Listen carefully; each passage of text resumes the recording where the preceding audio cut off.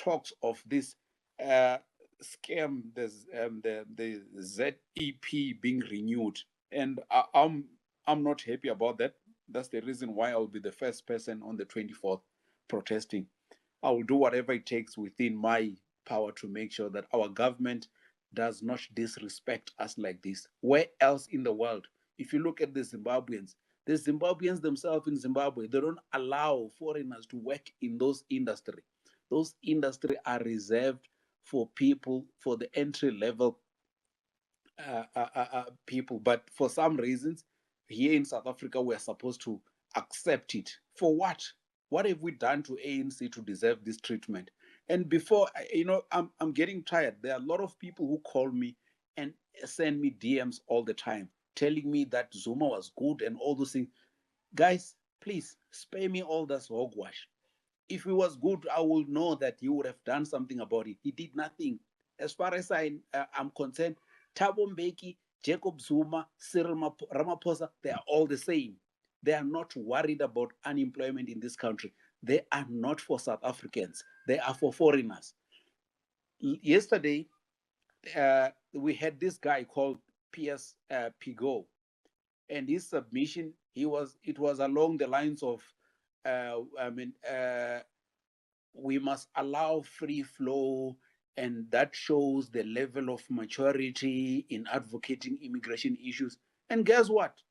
The guy called PS Pigo, I went and did my research. You know who's funding him? Rockefeller Brothers, BP, Chevron, Charles Koch, Carnegie Corporation of New York. So he was saying all those things yesterday to please his funders. Who you can't tell me. I won't believe anything that comes from somebody who is funded by BP and Chevron. We know a lot of wars that were fought because of oil, and those multinationals, we all know how corrupt they are. And he has the audacity to tell the South Africans that we must just accept it, and we can't do anything about it. No, I'm sorry, I'm not going to accept that. So that submission from him, it's dismissed completely because it's funded by the people, the global, the multinationals who want to make sure that the poor people remain poor. And we had the other lady as well called Priscilla. Guys, I believe we already have one of the guys' main speakers. So let me see if I see him, then I can give him the mic right away because he may have other things to do. Let me get my co-host, maybe.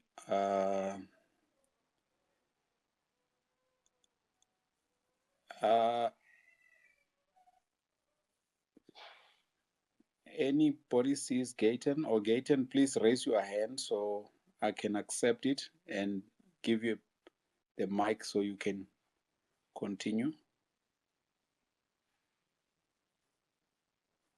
Kwena? Kwena, you are on mute. Do you see Gayton anyway?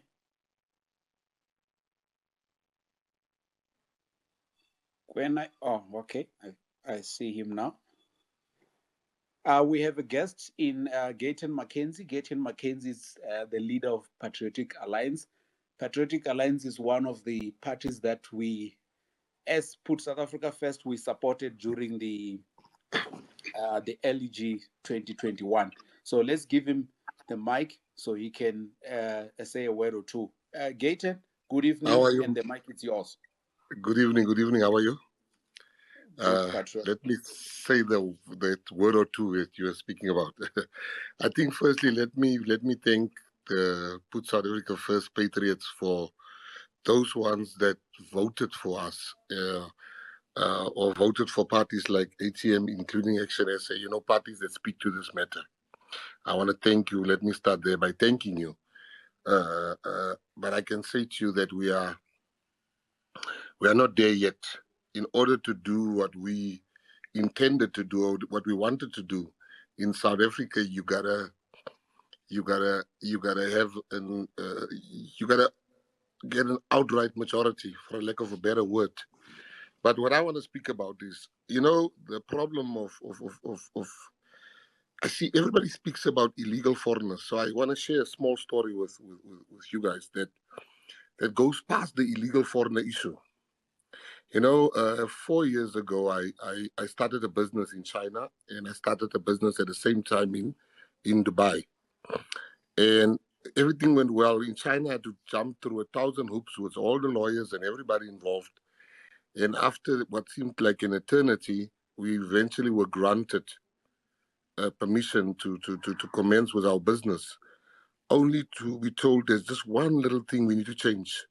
And that little thing that we needed to change was that the Chinese government said to me that the area that we wanted, the street where we wanted to do our business, that street is reserved only for Chinese people. Upon inquiring as to why, they said because it's a high income area. A high income area, there's a lot of feet, a lot of people come there, and they reserve that only for their people. The reason, and the same happened with us in Dubai, where they said to us, no, here you can't open a business. You just can't. And I'm mentioning those two to start by telling us that our problem is deeper than just the illegal foreign issue. Our problem is goes as deep as foreigners that are legally here, because there's laws in this country, and the laws are very clear that for people to be on, if you come into South Africa and with a teacher's degree and you are a teacher in South Africa, which is not a scarce skill, and there are South African teachers that are sitting at home, that's also a problem. If you come here without saying how much you're going to invest, how many people you're going to give jobs to, that's a problem. So I see a lot of people say, no, we're not talking about we're only speaking about undocumented or illegal foreigners. No. This thing is bigger than just illegal foreigners. I can't just walk into America today and then tomorrow I start a business there, or I just apply for a job. I mean, they are very specific. They are very clear to say that, no, you got to have this, you got to have that. So I think we need to stop. I think we're limiting ourselves. And that's one of my three messages here today. The first one being, we're limiting ourselves in this war to, I call it war because this is war. I have been, for a year and a half, I've been on the ground. I mean, obviously our results speak of that, but we've been on the ground speaking to people, and I'm horrified. I'm even more a patriot than I've ever been against illegal and undocumented foreigners, because what I've seen on, I allow me to tell you that the oxygen issue. I went in El Rado Park, which is our core constituency. We helped a lot of people with oxygen in Rege Park. And sometimes when you provide oxygen, you go and get the oxygen companies, and then they say, no, oxygen is not going to help. This particular person needs hospitalization. And you rock up at the hospital, and they say to you, there are no beds. And obviously, a guy like myself, I would like to use my influence. I would then try to use my influence and say, hey, man, please make a plan, hoping they will maybe change their minds if they see a guy like me. And then the person will say that knows you there, like, listen, Gayton, all the beds are full. And I can tell you, then the nurses will gossip to us and say, and 60% of these beds are like Zimbabweans. And I'm thinking that I've never left this country without medical assurance. Why are these people in government hospitals? So yeah, that is my first of 3 points, is to say to you, don't limit your fight only to illegal foreigners. Because once you allow a person to come here, then if they can work in government, as a teaching job, they can now work in government, and they can now apply in home affairs. Hence, you have so many illegal foreigners occupying positions that, and the argument will then be, yeah, but they are here legally. Yes, they are here legally, but what is the law saying regarding that? And the second issue I want to speak about is, guys, I think we must move past just protest. I think we need to move past protest. For one, I will help. I will speak to people like Quen and them, and ask how I can help. Speak to King Josh and them. He's tried to make contact with me. I will make contact with him, because we need to move Because if you protest, that's the best thing you can do for government sometimes, because they know it's a harmless thing. We come there, we wave placards. I mean, not one of us on this space can tell me about what was the past 5 protesters they can remember. If you ask me to say, give me in any order the last 5 reasons why people protested, we'll probably remember the Gareth Cliff issue where people were angry, but I mean, it's forgettable.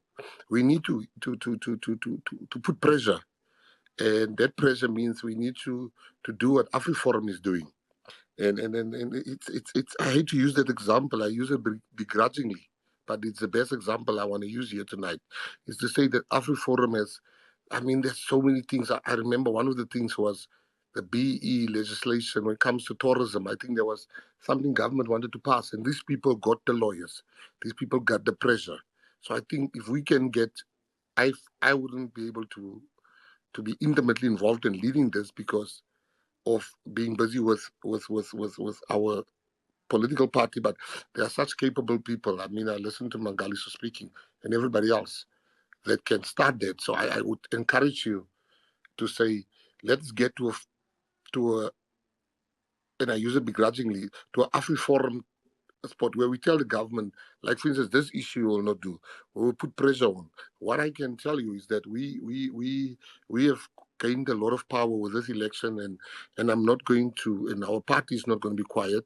We're going to put pressure from that side, but we just didn't gain enough to really say it's our way or the highway. So that's the second thing I want to say, that let's move away from the protest.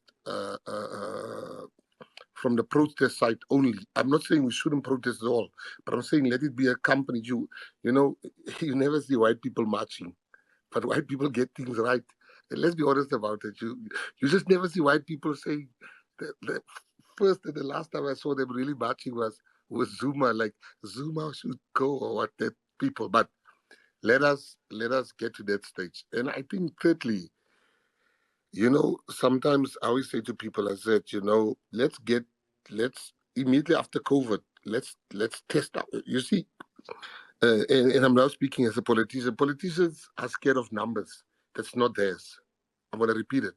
Politicians are scared of numbers. They don't belong to them. Uh, uh, we need to have one proper march.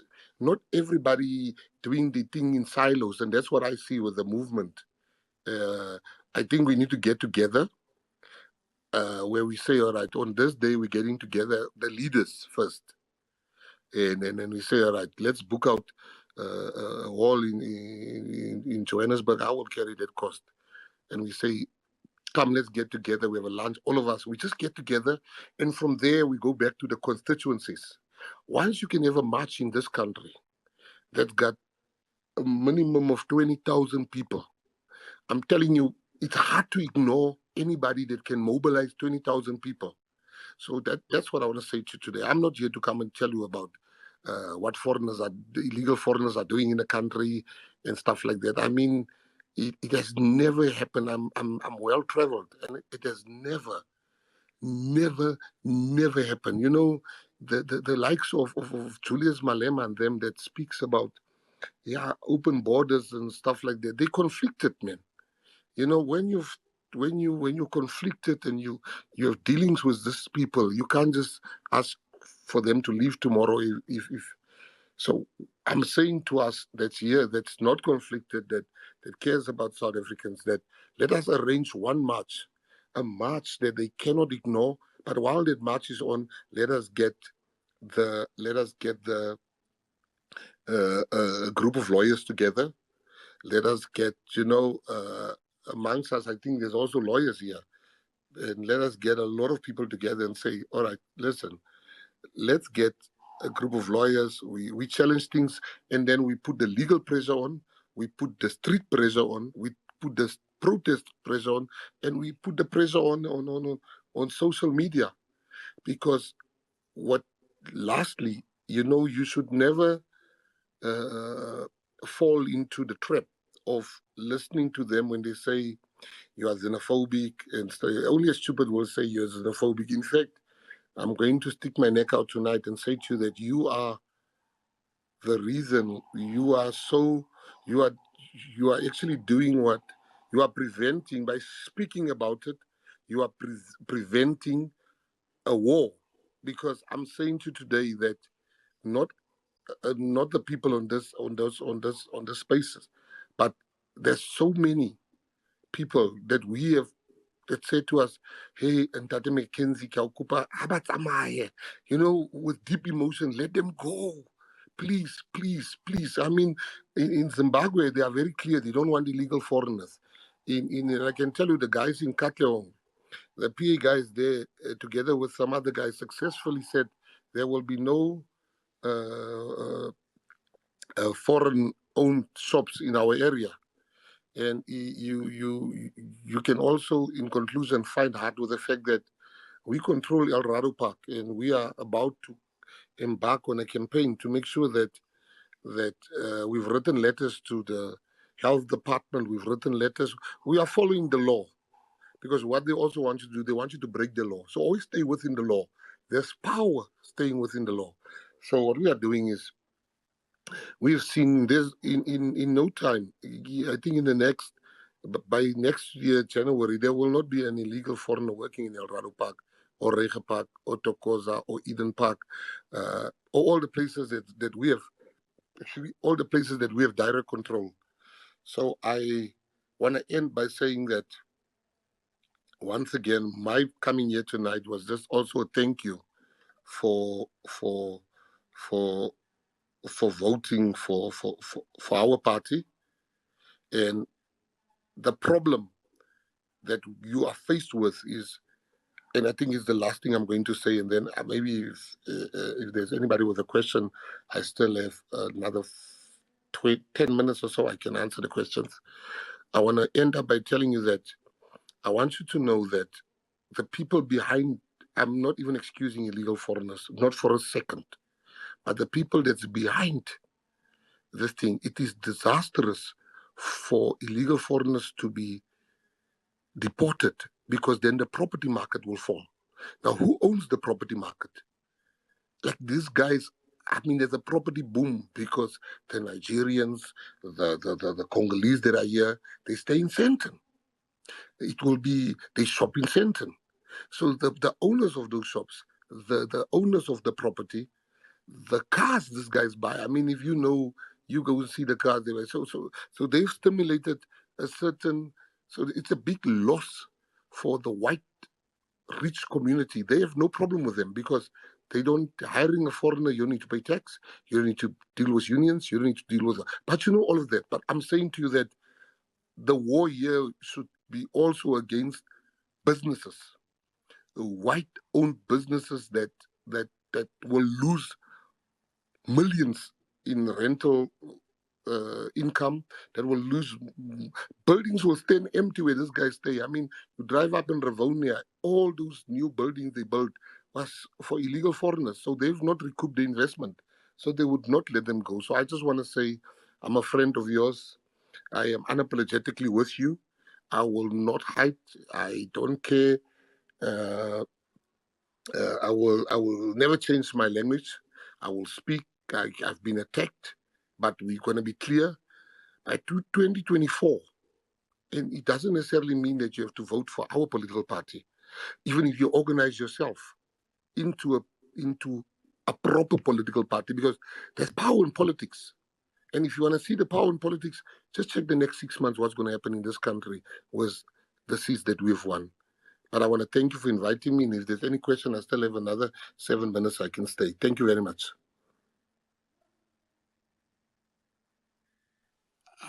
Thanks a lot, Gayton. And it's reassuring to hear from you. And the point that I like, and this is what I've said to many people for a whole lot of time. I don't know, for as long as I can remember, that the spaza shops that we see in every municipality, that's the competence of local government. It's an issue of them enforcing their bylaws. So I'm glad that El Dorado Park will become that example that the entire South Africa will take as a template. That is very reassuring to hear. And And we will hold you to that, Gaten. You Please, trust us because please we do. are. And and if you deliver, trust us as well. We will come to your place and show the entire South Africa that it can be done. Gaten has done it, and there's no reason why all these other politicians, unless they are getting money in brown envelopes, there's no reason why they should not follow suit. Let me not take time and give mic to Kwena. Kwena, do you want to say something to Gaten before we ask No, our I would participants? rather not say anything, just to say thank you for accepting the invite. We look forward to engaging more with you and even understanding better the Patriotic Alliance as a party in general. And indeed, we will hold you accountable. Thank you for honoring to actually come to our space. Thank you very much.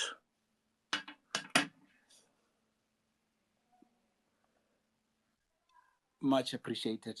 Kwena, we have someone who represents, who wants to say something. I'm sure he's here to represent Zimbabweans. So I can warn him up front. It's an advocate, Advocate Kova. We will really tear him to pieces if he disrespect us South Africans like what has happened last night. So, Advocate Kova, the floor is yours. Take the mic, please. Thank you very much. Good evening, everyone. Before I make my submission, I just have a few questions for Great Tom. My first question to him is he just alluded that to the fact that the crisis or the problem of immigration maybe have or could be propelled by capitalist society. So I want to ask him, do we think maybe our anger is misplaced? You are realizing that the white capitalist society is propelling immigration, illegal immigration, occupants of jobs, vis-a-vis South Africans. Do you think the anger may be misplaced? All right, let me. You see, that's part of the problem. That's not the problem in its entirety. You see, the problem that the mistake that all of you make is that you confuse individuals or human beings with country duty. You know, human beings got a conscience, human beings got empathy. Countries have none of that. I've seen in war countries, countries where there's war, and then the Americans will come and take only Americans. You know, you saw the other day, it was in Afghanistan, where people were on planes and they were trying and crying to pilots, but they were left behind. Now, the problem that you have, you want to treat South Africa as a human being. This is not a human being. This is a country. And a country's primary and sole responsibility and first responsibility is towards its citizens. The issue of, to answer your question, the issue of white capital being involved, yeah, that's there. That's there. But a crime is still committed by anybody that's here. Show me illegal foreigner that is in this country and show me there's war in the country, I will fight for that illegal foreigner. There's no war in Zimbabwe. We are going there to Vic Falls. We are going to whitewater rafting. We are doing those things. So let us not confuse the issue. These are two different points. Yes, they do. They are part of the problem, but they are not the problem in its entirety. Thank you. Just a follow-up question. With understanding that they employ the majority of the illegal immigrants, so to speak, can we then not try to answer the question, is being done to these companies that employ illegal immigrants instead of throwing fire at individuals, like you're saying, human that are probably somewhat dehumanized by certain individuals as well, not taking out of context that we respect that South Africans are citizens of South Africa, but do you think that the persons or companies that employ illegal immigrants should be put to account instead of taking it to an individual point of view? or using it as a nationalistic point of view. Do you think we could be in a position to do that? All right, just quickly. No, I don't want you to say using it in a nationalistic way. This is a national issue, so we got no other way to use it. But understand that illegal foreigners being employed in South Africa is but I think 20% of the problem. We have Nigerians that has hijacked buildings here. We have Nigerians that has taken over Sunnyside. We have Somalians that come here that make fake products. So you're talking about 20% of the problem. There are serious problems. I'll tell you what happened a year now, 2 years ago. During COVID, it was during COVID. What the Somalians did, they bought up all the cake flour from straight from the top 5 food companies. There was no cake flour in South Africa. They bought all the cake flour. And you know what they did? And that was in November. And then they stocked it. And they sold it for double the price to South Africans. Because no South African had the buying power to pay 200 million for all the cake flour in the country, or 300 million. So what I'm saying to you is that the issue that you're talking about, workers and that's just part of the problem. We have a serious problem of people hijacking buildings, people doing cyber fraud in South Africa. The other day they were arrested there. The head office was in Cape Town. We have Serbians that comes here and shoot each other in the east there. We have Somalians that has now left the sea, where they were known as pirates. They've realized, no, to hell with the sea. Let's come to South Africa. Here, you don't need the sea. You can just take people in the streets of Sandton. Do you know how many rich people get? And I can tell you, my brother, do you know how many rich people get hijacked and kidnapped? Those are not South African crimes. Kidnapping has never been a problem in this country. Now kidnapping is a problem in this country, and very wealthy guys don't want to say that they've paid the ransom. So I'm saying to you that illegal foreigners, as an ex-criminal, as a guy that has an intimate understanding of crime, I know the type of crimes that has been committed by South Africans. We now have crimes here that even you and me, my brother, you gotta admit, like this thing of you know, in the last 6 months, 21 Somalians killed each other here on our streets. I mean, really. And I think the one that I was mentioning on television today is that 80% of people in prison has what you call, they are there because their fingerprints were found on the scene, or some DNA or anything, a hair strand or anything. And I can tell you that's 80% of prisoners. You speak to a guy in jail and it always comes to the fact that, why are you here? How did they catch you? And we always ask that question, how did they catch you? And because it's entertaining to hear the story. And the person will tell us the story, and all the stories like, hey, and they found my fingerprints. They found a gun with my fingerprint. No, they said they found my hair there. Now, I'm saying to you, in South Africa, these people are undocumented. So, which means that there's 15 million people in this country that you cannot catch the way you've catch 80% of prisoners in jail. That is a problem. What is so difficult? You know, what is so... We see people on Twitter being very loud, criticizing South Africans, criticizing... they criticize our government here. They criticize the Put South Africa First activists. They criticize... They fight even with the police. But you go to the countries, they behave like Sunday school children there, or nuns. They wouldn't dare. I mean, they go there, they would never fight with the police. Then they come here, they want to... I got one prayer, my brother. If the day I can become National Police Commissioner here, or we can take enough power here, we will not play. We will not play. We will deal with this situation. I feel a bit... Thank you very much. My last question to you. I do understand. I got 2 minutes. I do understand that immigration and illegal immigration is a problem. Not could, but is a problem to some extent.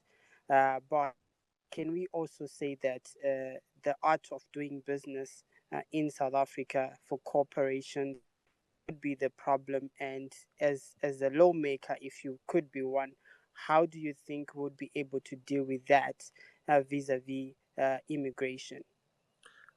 I don't understand your question. What do you mean doing business in South Africa? That's not a topic.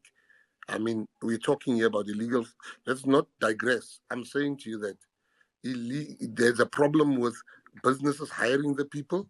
And I think it was Mangalisho that mentioned there are bylaws, which was 100% correct. The issue here, my brother, is I got one question for you. Unfortunately, I only have 1 minute left. I've got a question for you. Do you think that 10 million South Africans can move to Zimbabwe without papers? That's my question to you. Do you think that's possible? Or to Nigeria? I would confirm that they are South Africans, not in a big number, but they are not South a big Africans number? in Zimbabwe that are illegal. I will confirm that are illegal. They are Zambians that are illegal. There are various other nationalities that are illegal that are in Zimbabwe, not in big numbers, but they are there. So the question of migration is a holistic approach, and it's intrinsic because it's everywhere within the region. So that's to answer your question. I know you've got a minute left. My question to you still remains. Are you accepting that besides the problem of immigration? Sorry. Hang on, No. Kobe. We won't allow you to ask more. You've had enough of questions, and now you are just going around and around and around, and you are Gayton asked you a question, and you said there are few questions. But Gayton, we will invite you to really coordinate the about because we're really tired of being this country, and we're going for that. We have got economics on our side, we have got law on our side, and socially as well. We are not at a position where we can accommodate foreigners. Enough is enough. Thanks a lot, Gayton. No, I think he said that he's going somewhere. He's on the plane, so he won't be here unless if he gets wherever that is going and then he finds us continue. He said that he might join later on. Okay. Yeah. Can I just make a small submission? No, you didn't answer Gayton's question. Would your country allow 10 million undocumented South Africans? Don't come here with holistic answers. Those kind of things, they don't work here. Maybe in the other spaces where they allow it, but in this space, you answer, and which means you must answer. Actually, do not even try to play diplomatic, whatever. Answer straight. Would you allow 10 million undocumented South Africans in Zimbabwe? If you can't answer that, then there's no need for you to actually even make submission. I'll answer that without contradiction, and I would say yes. Without any contradiction, I would say yes. I don't think it would be a problem. It has never been a problem.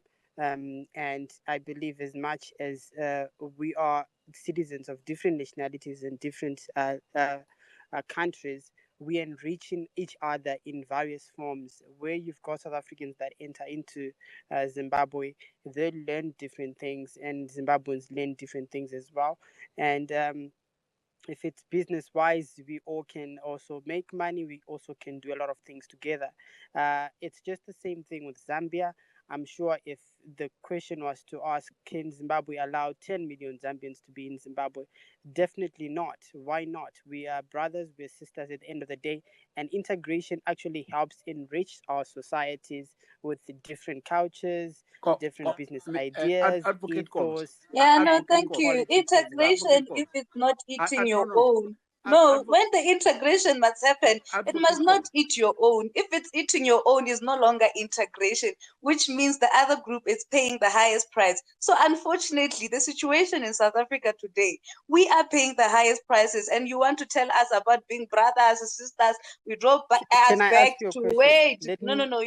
Wait, you're going to draw us back to the history of Africa. Those things, we know them. Trust me, I'm actually well read about this history of Africa, South Africa, but I will not allow that. No. You are going to wait. Mangalani, can you please remove this guy? Thank you. Bye. Enjoy your evening. Kwena, wait, Kwena. I need to get something from Advocate Koba before he disappears. Advocate Koba, you know, I can understand you saying things from an uninformed position, but I really don't appreciate you come on space and basically lie, because you know very well that you have deported a lot of Malawians from Zimbabwe. So now you come in here and tell us that you will allow that when your country is deporting them all the time. Tell me I'm lying, Advocate Koba. Tell me that's not true. You don't deport Malawians. Thank you. I'll tell you this. Just about a month ago, I was approached by 5 Zambians that had overstayed in Zimbabwe because of COVID-19, and they needed assistance to get their papers sorted out. I gladly did that, and now they're very much legal in Zimbabwe, working, some of them even You on said businesses, small businesses. So, no. to answer your question, You I forgot was what you not said. lying. You said they missed I because was of COVID. So Zimbabweans are not here because of COVID. They were here before COVID. I asked you a question and I'm asking you again. Have you not deported Malawians in numbers? Statistically, I don't think we've deported a lot. I will check records and I will probably send you a DM. But I would say this: I think if this dialogue is going to be meaningful and productive, we need to be able to speak to each other. And I accept that there is a crisis. I've not said there's no crisis. I've accepted that. But for sustainable solutions and conflict resolution and conflict transformation, we need to be able to talk to each other. I've not said the march is not me. I think I'm like it's Okay, fine so because it's fine. the right of So people you to do ask. that. But So what I'm Mr. saying is, Advocate Koba, you accept that you have deported Malawians, but you came in here, you just don't have numbers. That you accept. Can I ask you, did Zimbabwe ever had refugee camps? Zimbabwe actually has refugee camps, and they have been there. I think people even from Somalia, from other parts of the world, there is actually. Just like South Africa is, it's a diplomatic thing that transpires globally, and it's something that has been going on for the longest of time. I think when we're talking about South Africa, SA immigration problems, we need to have a holistic approach to this. We need to identify what our root cause is so that when we understand our root cause, we are able to deal with the situation. No, hang fire. You don't identify the root cause in Zimbabwe and you expect South Africa to fix it. Each country fix their own problem. South Africa, the root cause is not in country. Zimbabwe. The root cause is not in Zimbabwe. The root cause is on this side.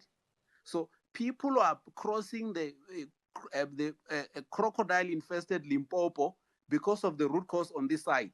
They are risking their own life because of the problem on this side. Come on, Minister or Advocate. Do you really expect us to believe that nonsense? Do you really expect people to cross the river that is extremely dangerous, and they're crossing the river because there's a problem on the other side of the river? Please don't take us for fools. You know that's not true. I think, the problem with Zimbabweans that is there, even earlier when we were having Mr. Tuehu's space, the South Africans were saying the same thing as me. You guys, you want to give us solutions to our problems and actually conclude what are the problems within South Africa. You're not willing to listen to us, to what we are saying, to say, no, this is our problem. We're having this problem of weaponizing intellectualism versus lived experiences with you. Because all of you, for some weird reason, you are experts on what is happening in South Africa. You are experts to say, no, this is the problem with your government. Oh, no, this is because of you have Private Godan, who is not South African. Oh, you have white monopoly capital. Don't you guys have the same problems that you should be worrying about? And you don't even hear us, overtaking to say, no, there's Chinese problem in Zimbabwe. Oh, you are doing this and that and that. But you guys want to come to engage us already with this mentality of saying that, no, this is your problem and you must sort it out. Don't tell us about us that are here. You are part of our problems, because if you have camps in Zimbabwe, we don't have camps in South Africa. We want camps. But it's so wrong for us to want cabs. And it's so wrong for us to even say, no, we want to reserve certain sectors of our economy for strictly South Africans. But Munangonga just did that. You don't hold space to complain about such things. You don't even discourage your government to act otherwise. But you are here alliterating the same thing and saying, no, you guys know this, that. No, we don't want that. What we want you to rather be doing for starters is to no, wait. I'm just saying, and you're going to wait. For starters, one, you guys are going to listen to us on what we are saying it is the problem. You are not going to give us diagnosis to our problems. That one will never allow you to do that because you are having the same problems in your country, but you don't see South Africans being experts. Where's Pride? I'm dealing with you now on Twitter space. When I go open my TV, there's another Zimbabwean on TV who's telling me of the problems in South Africa, who's apparently a political science student, as if South Africa does not produce those kind of things. But we keep on having this. No. So you guys are you're just here to frustrate us and even derail our conversation. We want to continue with the program of action. We are having a match. I even highlighted that yesterday. And we want to talk about those things. I want South Africans to say the things that they were not given the opportunity to be saying yesterday by Hopewell. I want them to be given the space today, actually. So you are even taking almost 45 minutes, actually, since we've given you time since when Clayton was here. Clayton is even gone. You are still having a dialogue with us. South Africans want to take over the space. Yesterday, they were denied to speak on the Zimbabwean space. So today, I'm allowing them to actually say, no, this is what, this is yesterday's conversation. This one didn't sit well with us. So I want to address those things. I will not address you the whole night. No, that one, I refuse to be part of it. Can I say my last submission and then I yield and then I go to the listeners? No, allow Alum to speak. After you will speak after Alum. Yeah, no, I actually had a question, so it's actually convenient that I asked my question to Honorable Advocate Corbett before, and then he can address it when he responds. I just got two questions for you, sir. The one is that on your on your bio, it says a lot of things, but it says at the bottom, patriotic citizen, and then it's got a Zimbabwean flag next to those two words, patriotic citizen. I just want to ask you, what does that mean? What do you mean when you say you are a patriotic citizen, a patriotic Zimbabwean? And then the second question is that when you were asked the question about if you would allow 10 million South Africans undocumented into Zimbabwe, you said yes. And when you elaborated, you said the reason is that when people mix, they enrich each other and they get to learn. My question with you is that if those people are undocumented, meaning that you don't know who those people are, what confidence are you, or what gives you the confidence that they will enrich Zimbabwe, not knowing who those people are in the first place? Because immigration and immigration control is designed for you to check who comes into the country so that you can assess if they will enrich the country or not. But if they're undocumented, what gives you the certainty that they will enrich Zimbabwe? Thank you. I'll ask you a question, then I'll answer you. Do you think every undocumented citizen of any nationality is there to do harm to the nation or to be productive? Well, to answer your question, sir, it's I don't know, and that is exactly if you don't know who is coming to the country and what their intentions are, how can you be comfortable with allowing 10 million people I'll tell you saying this. that because you know they will enrich the country? How, if you don't know them? I'll tell you this. I won't put probability to it, but I want you to understand this. Not every legal immigrant in a nation is doing things that enrich the nation. Some of them are thugs, some of them are thieves, some of them do things that literally do not stand with the constitution of that particular country, right? And then you have some illegal immigrants that uphold the constitution simply because maybe they respect the constitution, one, or they're afraid that if they do anything that is against the law, if they're caught, they'll be arrested. And because they're not documented, they will probably rot in jail without even any of their relatives knowing about them or what happened to them. I'm not talking about South Africa alone. I'm just saying in a holistic approach. So I'd when I submit, say sir, that we would that's accept, a contradictory statement, because if you are an illegal immigrant, you are committing a crime. So you can't be an illegal immigrant and respect the Constitution at the same time. That's impossible.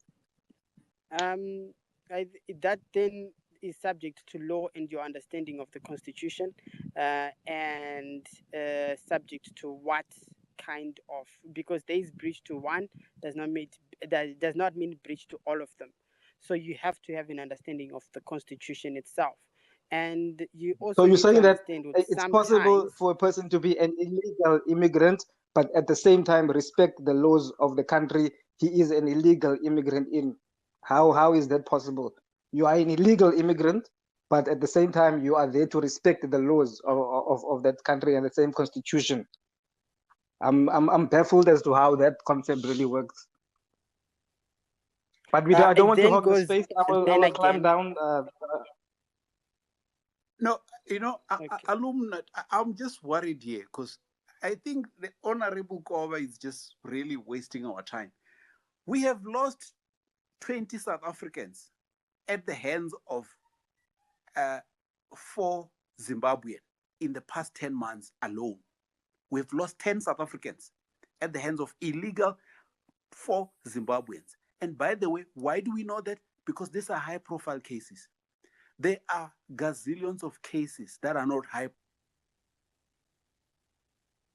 profile, I can tell you now. Ask any policeman in Alexander. Ask any policeman in Tembisa. Ask any policeman in Soshanguve, Mabopani. They will tell you the damage that is done by foreigners. They kill by these foreigners. How difficult it is. You can't just kill 11 women in Limpopo. He was something else. And that's an illegal features. No, we will not. The fact that our government probably has deals with you, that's for you and our government. And we right now what we are doing is we want to deal with our government. We want to make sure that this country is rid of foreign nationals, illegal foreign nationals. We want, just like Zimbabwe. By the way, I've traveled in Africa. Every time when you land at the airport, they will ask you for passport, and they make sure that you tell them, I will be here for 2 weeks. And guess what? In 2 weeks, by an hour, you are heading to jail. And it's such a big issue. So now you're expecting us to accept this. No, we are not going to accept it. We are not going to accept that unemployment in Zimbabwe is around about 6%. Unemployment here is 50% because Zimbabweans have taken all those entry-level jobs. We are not going to do that. It's about time that you go back and pass the message to Mnangagwa that, you know what, time is up. South Africans won't be accepting this anymore. You have probably cut deals with the government for gold or minerals, but we were not there and we don't want to be part of it, and don't involve us. Ours, we want to make sure that we fight for this country. Thanks. Thank you very much.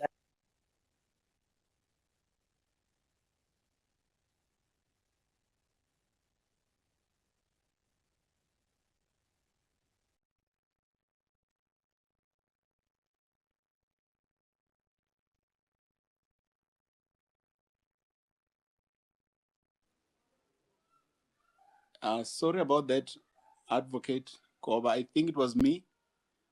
Don't you want to take the mic again if you can hear me?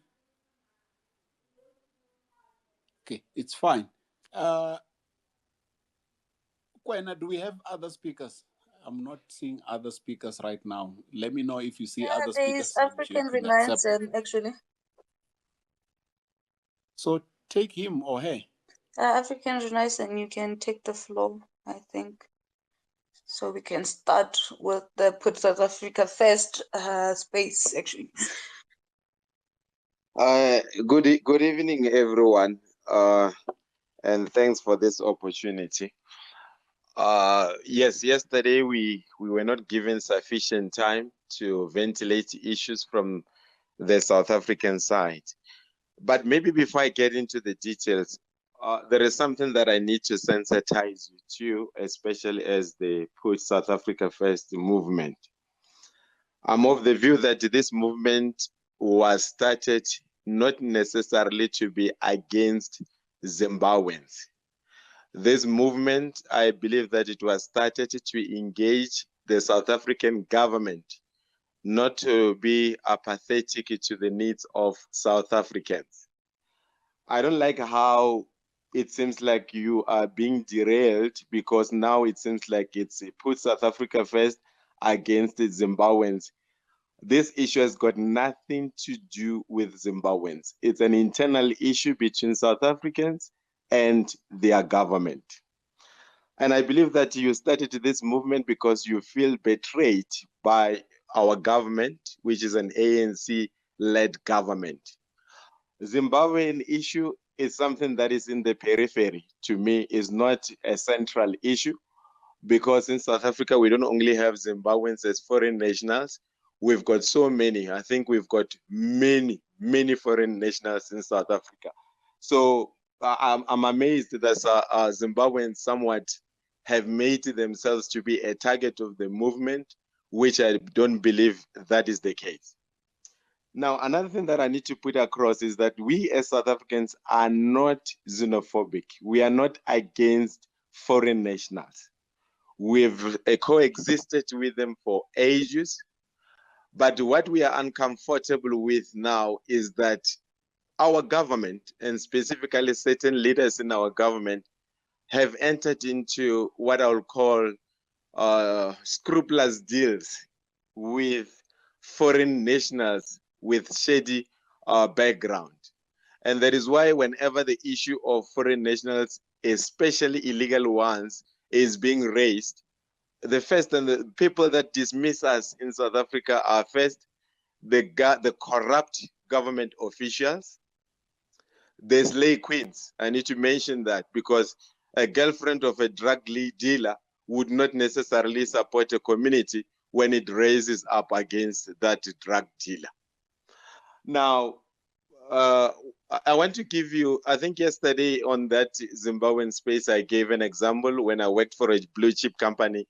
I've got so many examples that are hair-raising. I mentioned to you about almost 6,000 people that did not have papers. In 2 years, they were able to get identity documents, and they were owning tuck shops and supermarkets and so forth. I want to give an example of something that shocked me. And those that I mentioned yesterday, it was not Zimbabweans. These are some Somali-owned tuck shops and general dealers. But I want to give you an example of the time when I was with this blue chip company. I'm in my office. A Chinese guy walks into my office. He wants to do business with us. I mean, this blue chip company, I may mention it. It's a Coca-Cola. He had opened a very small shop in town, and he wanted a very small fridge. I remember he actually wanted a bigger one. I said, but you are still, this is an entry level. You are still starting. You need a smaller one. I gave the guy a small fridge. He started a very small outlet. Imagine in 2 years' time, the very guy that walked into my office, that I was of the view that he did not qualify for a bigger fridge, he qualified for a smaller fridge.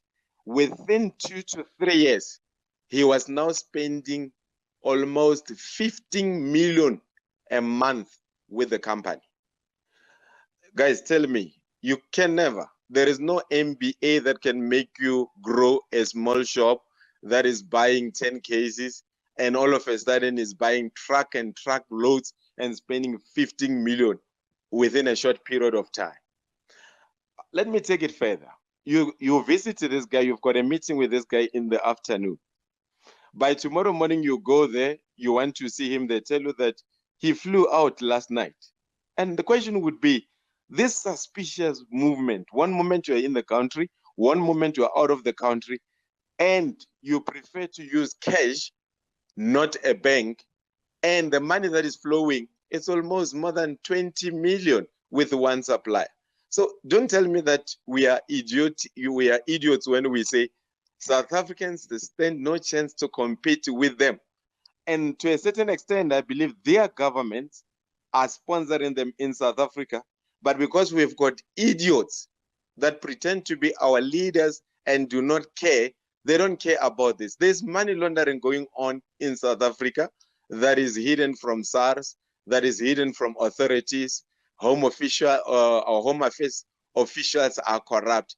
So the question is, do we fold our arms and pretend and turn a blind eye to these illegal activities that are happening in the country? Let me tell you something. I spent time in Zimbabwe many times. I've been to many areas in Zimbabwe. Zimbabwe has got zero tolerance to criminality. The only crime that is very prevalent in Zimbabwe is when somebody breaks into your car, maybe steals something. But cars don't get stolen in Zimbabwe. The murder rate is low in Zimbabwe. Why? Is because Mnangagwa, with his henchmen, absolutely take zero tolerance towards criminality. But here is the question. When we want to engage in that process where we take zero tolerance towards criminality, we are being labeled. Folks, some of us, we stay with foreign nationals that are legal. We have supported some of them. Some of them, their loved ones died. We helped them with the funeral costs. It is heartbreaking to be told by somebody who's in Zimbabwe who does not understand what is happening on the ground to say we are xenophobic, whereas on the ground, we are embracing them as our brothers and sisters. But we are saying, as we do this, we've got to be cognizant that there are some of them that are undesirable as far as criminality is concerned.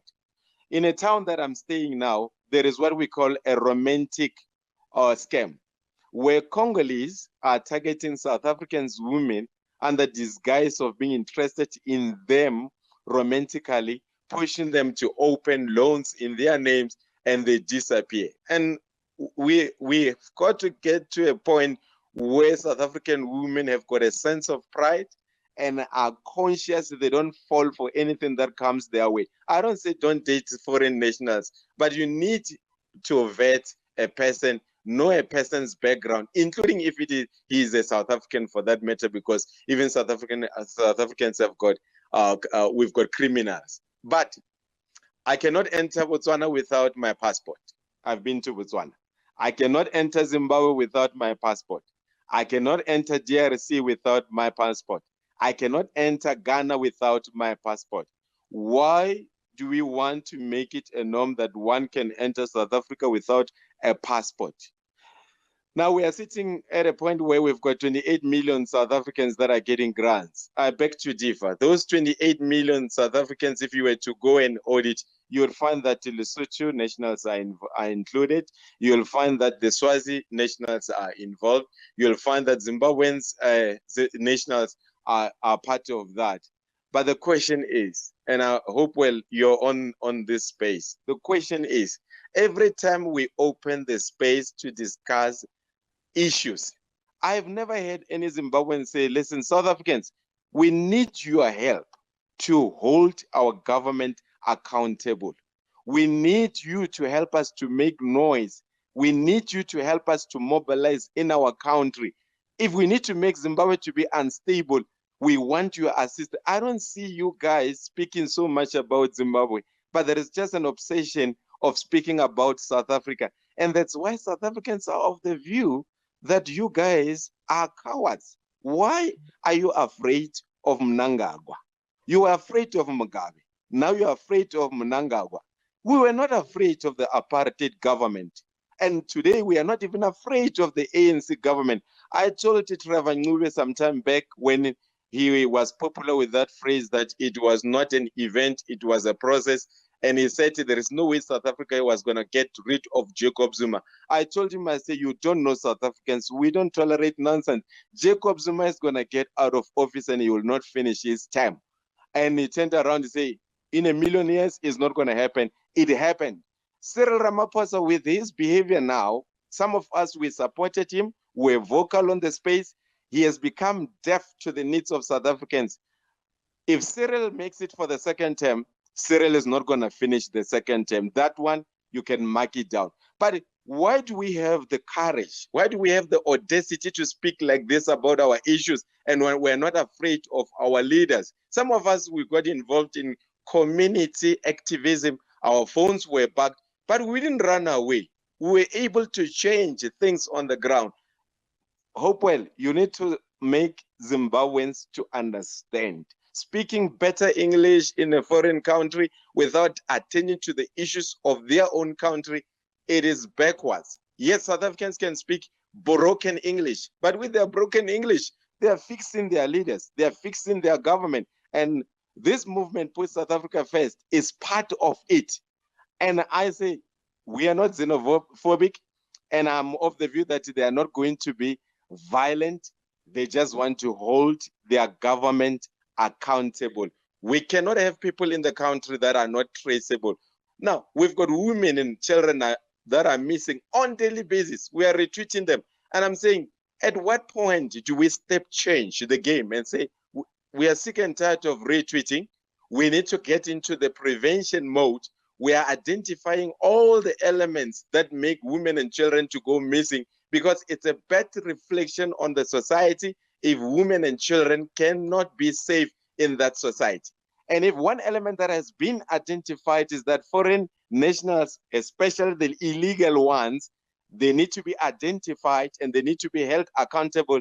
I don't think there is any English, there is any profession or title, there is no one that can maybe even speak English words while anglicizing them, intimidate us. It's unstoppable. This balloon is being inflated. Cyril is not away. The balloon is being inflated. The noise is getting more and more louder. He's becoming deaf. The day he comes to us and say he's shocked when there's unrest in South Africa, we're going to be very upset with him. That's why I say he will not finish the second term. We're actually sick and tired of ANC people, because right now we don't have the railway network. The apartheid government had a railway network. ANC allowed it to be destroyed. And guess who destroyed it? Illegal immigrants. And Hopewell, you guys are a very religious country as Zimbabweans. There's no way even in the Bible where we can accommodate illegality. Even the Bible says when you go to a foreign land, you need to make sure that you are civil, you abide by the laws of the land, and you become exempt in terms of the country where you come from. And instead of you being angry with us and say, hang on, there are some Zimbabweans that are misrepresenting us, you guys, you want to defend criminality, you want to defend illegal activities. And I say, it is unacceptable. And if you want us to help you with Mnangagwa, we will do so. But let me stop here. South Africans, don't be apologetic, don't be violent. You've got convictions. Don't be apologetic about your convictions.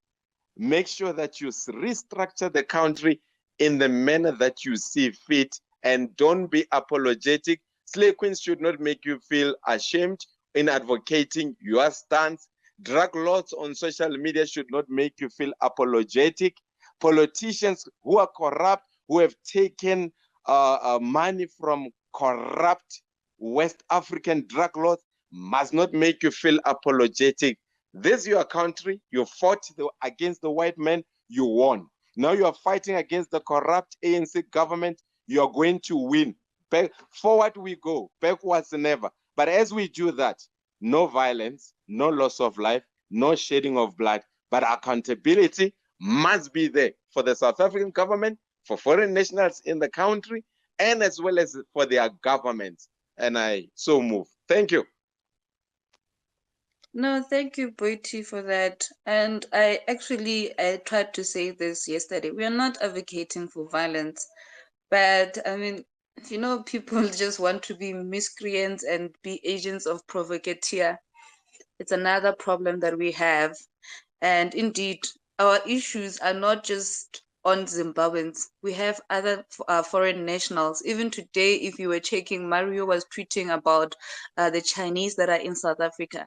But what is happening now is that because of we are speaking of foreigners, and the majority of foreigners that are in South Africa are Zimbabweans, that's the reason why they feel like whatever that we are doing, the discourse of this thing, it's mainly for them, and they just want us to actually even keep quiet and just continue like in nothing is happening. So they just want to take the front stage to actually even stop us from doing what we want to do. But thank you for clarifying that. I see Bongs is actually here. Bongs, let me give you the stage, and then after you, it will be a safe essay. Good evening, fellow patriots. Good evening, ladies and gentlemen. Thank you, Ms. Kwena. Thank you, Mr. Mangalani, and all of you. Yes, indeed, we are not advocating for violence, and it's a peaceful march, peaceful protest.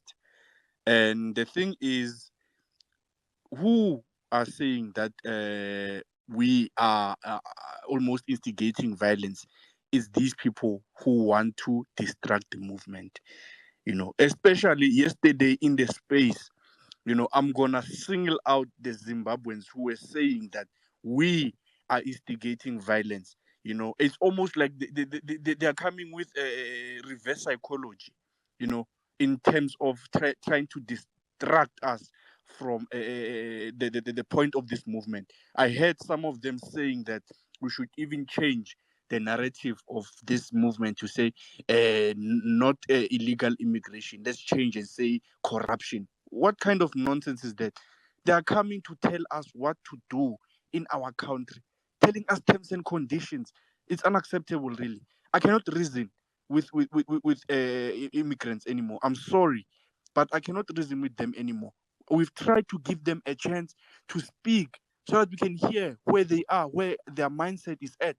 But these people are not, they're not, abaikemisetsa, if I can put it ka Sotho. Abaikemisetsa ho lwela country ya bona. So for that reason, it's almost like our cries are falling to deaf ears. I'm sorry, but guys, we must be aware, of this nonsense that we are being told to say you are instigating violence, stop it with the march, or change the narrative of the march. There's nothing we are changing here. We are going forward with this march. We are going to what do you call Church Square and union buildings in peace. Our march is registered, it's legal, so law enforcement will be there as well. And I hope, they will be there to eradicate any form of distraction that may be posed against this march, because I can guarantee you guys that there are people who are very much, trying to, put us off, and they'll go, through all means. So we must stick together as South Africans to say this movement, we've come, a long way, and we are not gonna deviate from the whole point of this movement, guys, because we have prominent figures who are backing us on this matter. I was listening to Gayton McKenzie earlier on today on Newsroom Africa to say that, you know what, the people who are going to protest and march, I don't blame them. They are hurtful, they are tired. We are representing these people to say illegal immigrants must leave with immediate effect. It's non-negotiable. And then I hear Julius Malema coming to say that he can even go to an extent to resign by sticking to the principle of him, saying that we are one borderless Africa. It's absolute nonsense, guys. But I'm proud of everyone, and we are going a long way. These guys are shook. Some of them are even making preparations to say, you know what, we are no longer welcome. So therefore, we are leaving. I see Mr. Mangalani, you are raising up your hand. Yes, Bongs. I just want to indicate that I'm getting a lot of DMs. People are saying they are having issues with connection. Some are having issues with audio. Mm-mm. I really don't know what's going on. And apparently, I believe you were also struggling at some stage. Yes. Was I not audible? No, I'm saying struggling to connect. Oh, connect. Yeah, I was struggling to connect, but eventually I made it through. It's not just that. Apparently, even when we are talking, the audio is not clear on other people. So that's what I Oh, also got. But unfortunately, there's nothing we can do to change that. I'm sure you guys, you're already aware of the situation that we always find ourselves in. I guess it happens every time when we have our own spaces. So yeah, that's it. okay. So as I was saying, we tried to engage with our Hopewell yesterday in the space. We really tried, but you can see that these people they're not intending to change the situation back home. And the earlier on, I heard the speaker saying we must help them. Why must we continue spoon feeding people? No, no one helped us during apartheid. Our parents fought. Our grandmothers, grandfathers, they fought. No one was put feeding them. No one was giving them guns or mobilizing them. They mobilized themselves. Why can't they take inspiration from that? Are we helping the Swaziland faithfuls for mobilizing in their country? As you can see, they are fighting for democracy and trying to eradicate this monarchy. The last monarchy in the continent or the world, apparently. But you can see that they're not running away. But for them, it's almost like we have to nurse them always. Open your mouth, close your mouth, chew, eat. It's nonsense, guys. So we must not feel apologetic that we are not helping them in terms of trying to disrupt the government in Zimbabwe. They should go in numbers and disrupt the government there and make the place ungovernable. They're here in millions. Are you telling me that they're not going to make a difference back home? Really? They should be doing what we are doing now instead of them questioning our march. They should pack their bags and go march. What's so hard? We are also risking our lives when we are going to this march. They are telling us that police are using live ammunition. Hey, look, live ammunition was used against our grandmothers and grandfathers, but it did not deter them from taking to the streets. So no excuses, guys. No excuses. So that's why I'm gonna disagree with the previous speaker to say let's help them. No, we aren't getting doubt in. We have to focus on our own issues. We have burning issues in South Africa that we need to solve. And this is what we are doing now. They are in numbers here on Twitter. Are you telling me they can't mobilize themselves to say, you know what, enough is enough? You can see those guys in South Africa are resolute, by mail in Dabayab. So let's do the same.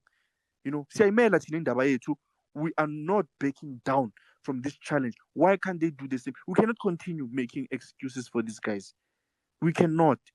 Time for excuses are over. So we are tackling this issue here, Pambili, guys. I thank you all. Back to you, Gwen. It's Safe Essay, and then after Safe Essay, it will be Victoria. Evening, compatriots. I hope I'm audible. Can anyone hear me? Just ensure your mic is off.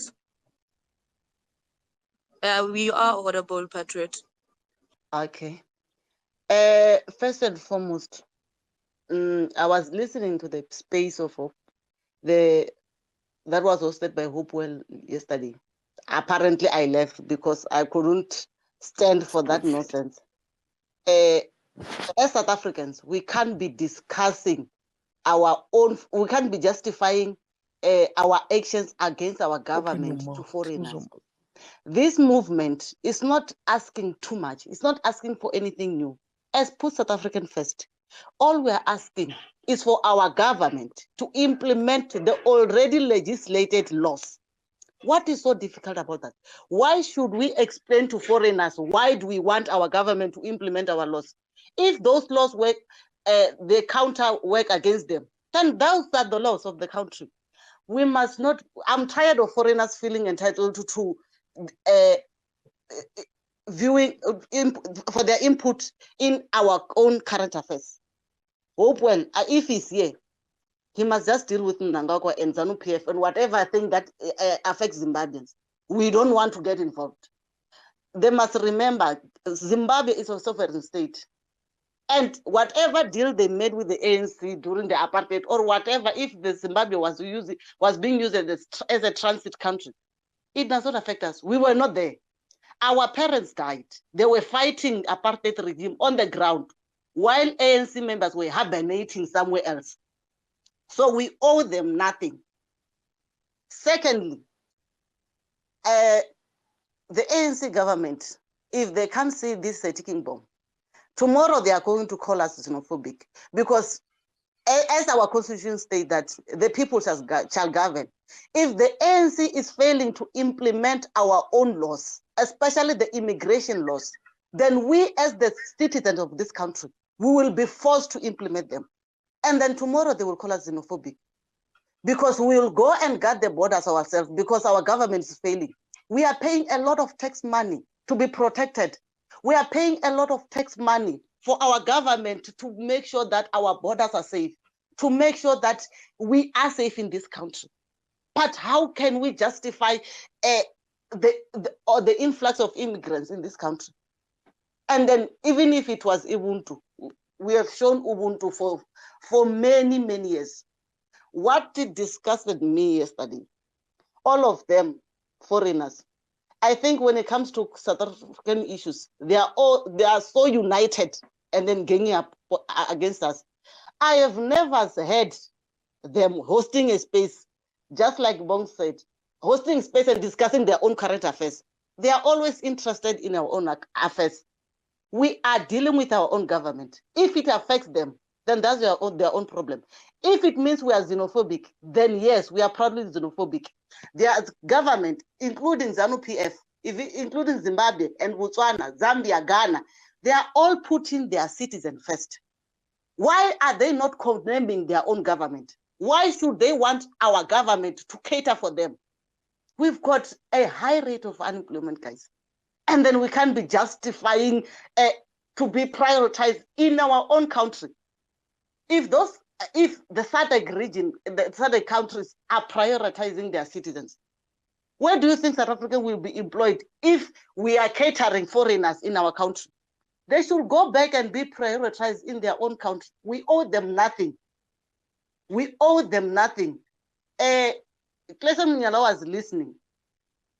I'm glad he didn't comment much, but as DICO, they must understand we are dealing with our government, and then that's why we are marching to the union building. We are not marching to any embassy.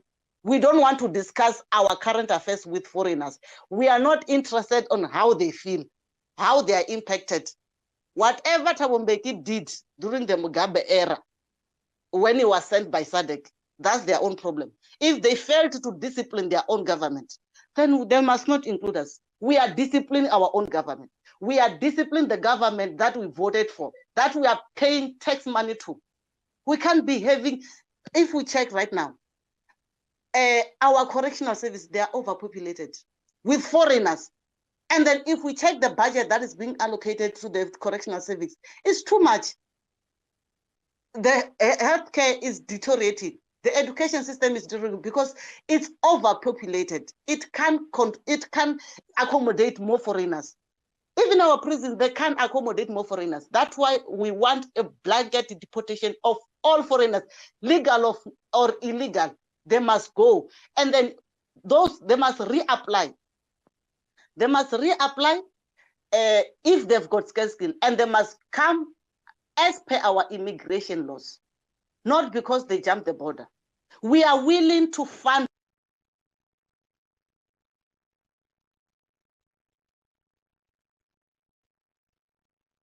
So if I say, are you still there? You seem to actually being cut off. I'm breaking up. Yes, you are. You keep on breaking up and going mute.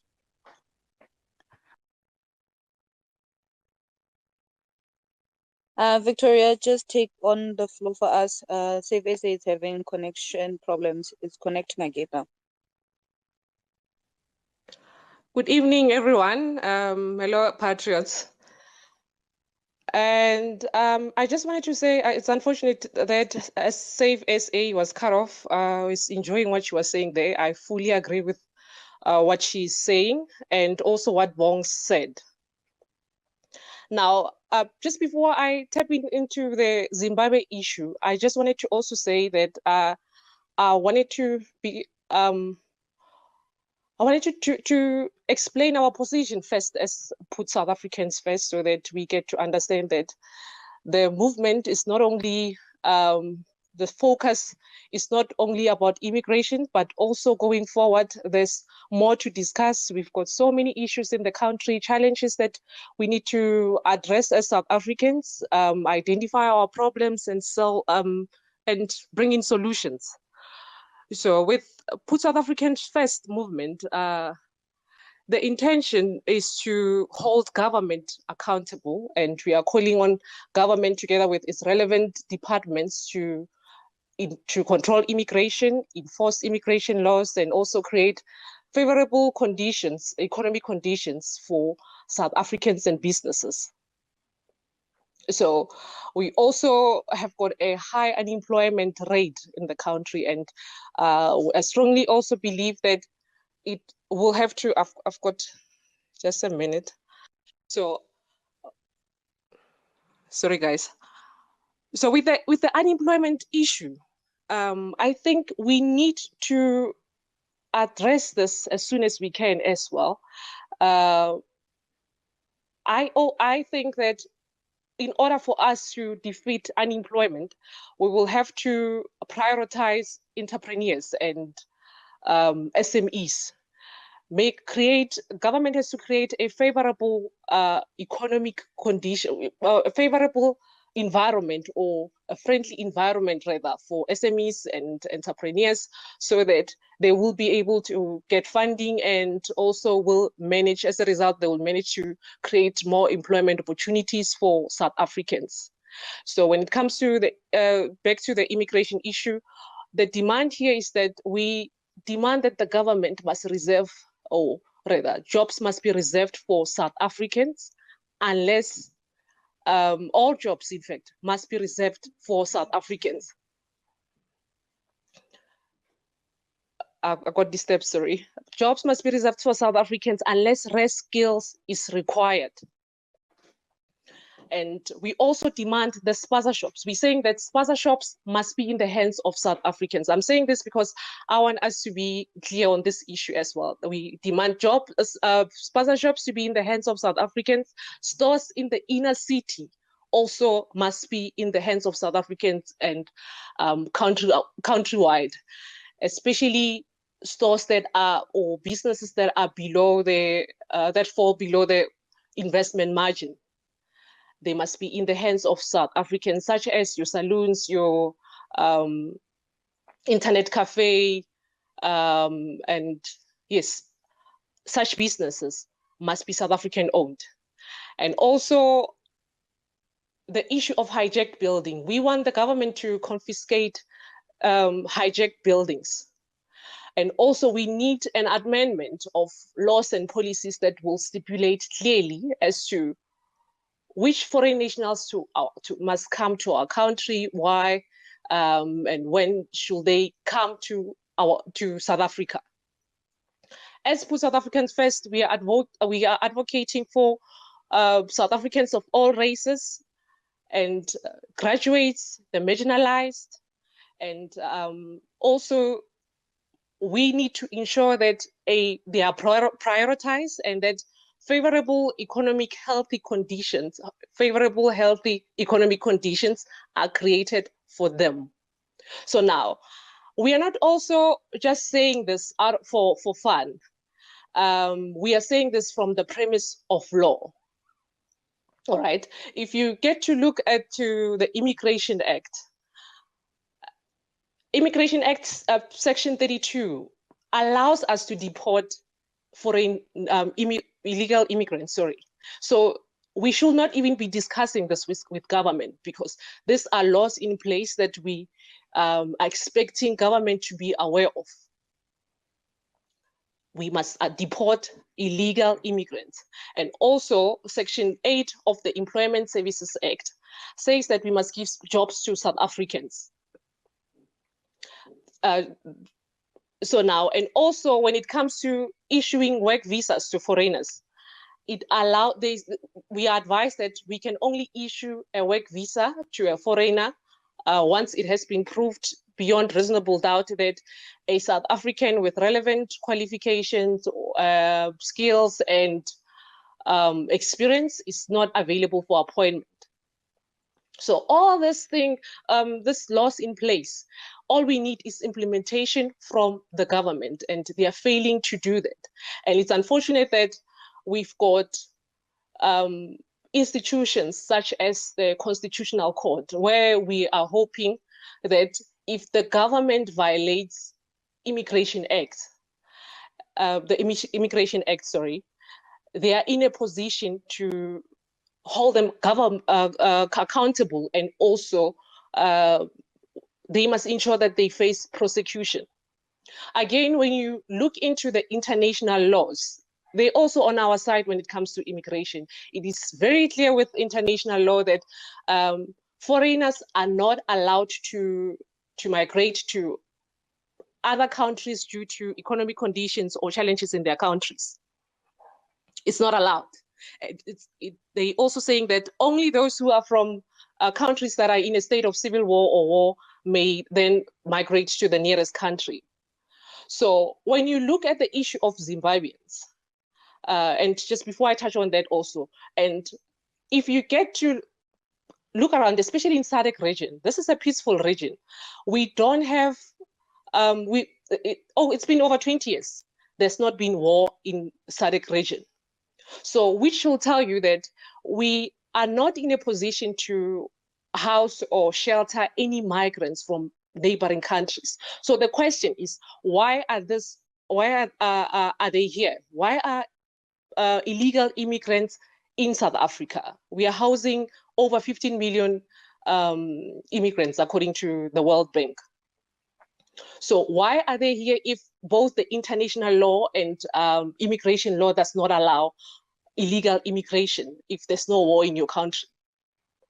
Now, we are now housing over 5 million Zimbabweans. We are housing millions of Nigerians, Somalians, Ethiopians. They're taking over business space meant for South Africans and jobs, level entry jobs. They are occupying each and every sector, which is unfair. It's an unfair practice because we don't have South Africans moving to their countries to compete with locals. So why is it allowed in South Africa? Do we even have a government? It's almost 2 years where we're making noise. We've marched several times, we submitted memorandums, but the government is turning a blind eye. So what must happen? Why are you in government if the people that have elected you to lead them, in fact, they are failing us. That's what they are doing. Under which constitutional guidelines are we allowed to house millions of economic migrants that are disguising as asylum seekers and refugees? They are not refugees, these people. They are not. But all of them, almost the whole continent, and I'm not saying we don't have migrants from other parts of the world, but we've got a serious problem, especially with African migrants, because most of them are here. If we get to look at it, Zimbabwe alone we have got over 5 million Zimbabweans in the country. How is that even normal? That is an invasion. They are here making demands, taking us to court, using our courts. They are not even ashamed. They are not worried. They are not ashamed. In fact, unfortunately, Daddy Hope, the one who was hosting the space yesterday, blocked me. I couldn't join in. But according to what I've observed on the TL, most patriots were complaining that Zimbabweans were ganging up on them. How is it that they have got Zimbabweans in UK, in US, they are helping Zimbabweans in Africa to fight us? Daddy Hope, what he's doing is making sure that his countrymen are getting jobs and everything else that they need in our country. But those people cannot do the same in their country. Not so long ago, Zimbabwe said they are reserving business space and certain business space and jobs for Zimbabweans. They also said foreigners in Zimbabwe must pay for Vixen. They also said that trucks coming from South Africa using your Bait Bridge border, will be requested to pay 200 US dollars, which is around 3,000 per truck. There was no uproar from South Africans. We are not questioning their decision. In fact, we're respecting what Zimbabwe is doing. They don't want to be disrespected. They don't want us to disrespect their laws and the way they do things. However, in South Africa, we've got a government that will do anything to protect foreign nationals, even if what they are doing is unacceptable. We've got most foreign nationals in the country are misbehaving. They are misbehaving, these people. Imagine in Gauteng province, 60% of crime is committed by foreign nationals, according to SA stats. And the first nation on the list is Zimbabweans, followed by Mozambicans, and also the third spot is Nigerians. Which South Africans are migrating to any country in the world in millions to go there to disrespect their laws, take over jobs, make demands without fear, disrespect the host? What is that? Why are we allowing these people to undermine us? Why are we allowing foreign nationals to do as they please in our country as South Africans? It cannot be. It cannot be. Now, we've got my other problem or concern with Zimbabwe is how the way they or rather their way of trade. Let me put it that way. For example, we've got SA companies. A number of SA companies are in Zimbabwe. We have brought infrastructure to Zimbabwe. As Zimbabweans are employed in those companies. We are adding value to Zimbabwe. We are supplying electricity to Zimbabwe, and many other things that we do for Zimbabwe. But in return, what do we get as a country? Over 5 million of mostly illegal immigrants from Zimbabwe. They come to South Africa to inconvenience South Africans, exhaust our resources. What type of trade is that? Because in my knowledge, trade has to be fair and beneficial. What is it that we are benefiting from Zimbabwe? We've allowed this, unfortunately, as South Africans to get to this point, but it's never late to correct our mistakes. However, the government must understand that in this case, it does not matter if they will listen or not, if they are going to renew the ZEPs without our permission or not. What they need to understand is the future of South Africa is without the influx of immigrants, whether they like it or not. These people will be deported. They will be deported. We are calling for citizenship audit. It does not matter you came here illegally, because there's a lot of corruption happening in Home Affairs. There's a lot of corruption happening in our borders. So we can't really say these people are here illegally. I mean, not so long ago, there was a Zimbabwean who used to be a manager of human settlement, if not mistaken. He was working for a government department without documents. He had to be deported, but South African government managed to employ an illegal immigrant.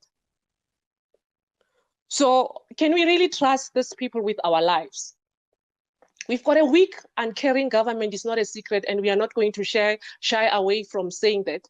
We've got a situation, a problem with leadership in this country. We are a leaderless state. And we are not going, I'm not even going to be politically correct when I address this issue. Because now when you look at the manner which the ruling party is governing this country, they are governing this country from the premise of Ubuntu, your friendships and historical relations. No regard for the law whatsoever. It does not matter if laws they are implemented or not. It has to be about what will my friend think in Zimbabwe if I do 1, 2, 3. So are we going to move forward or move SA forward with this type of thinking in leadership positions? It cannot be. We need to fix this as South Africans. And we must not allow foreign nationals to bully us in this country. Nobody's going to bully us in our country, and they are going to go, whether they, the ruling party prioritize or speaks for them, because apparently South African leaders, they don't mind speaking for foreign nationals than their own citizens. We've got opposition parties that are openly doing so. They don't care. We've got no one but ourselves to fix this issue. And we're going to send foreign nationals back to their countries, especially illegal immigrants.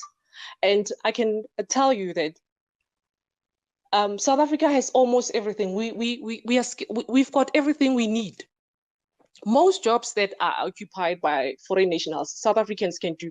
And I can say that without fear. South Africans can do these jobs. And we must not allow anyone to tell us how lazy and stupid South Africans are. Hardworking, educated people must go back to their countries. Mrs. Mabahubo.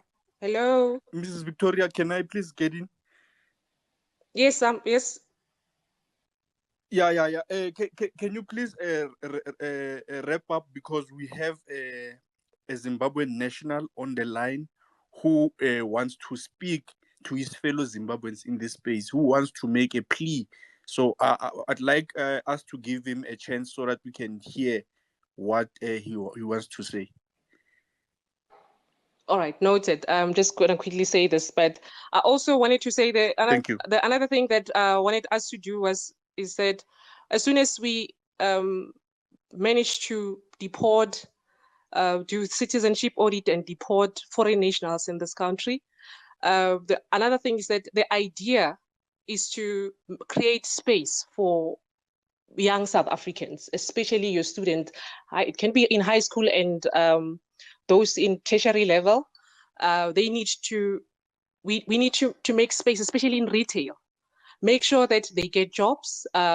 We've got a high teenage pregnancy rate in this country. And when you look at it, and with my observation and research, we are aware that most girls are led by older men because they are being promised money, which is unfair. So let's try and teach young South Africans that they need to work for money. We're not going to interfere with studies. I believe 2 hours a day or over the weekend can really work for us. And again, I was hoping that in the next space that we are to host, let's also address the issue of unemployment as to what ideas we've got, or bring ideas on the table to discuss that, the issue of GBV and everything else. So that's all I wanted to say for now. Thank you.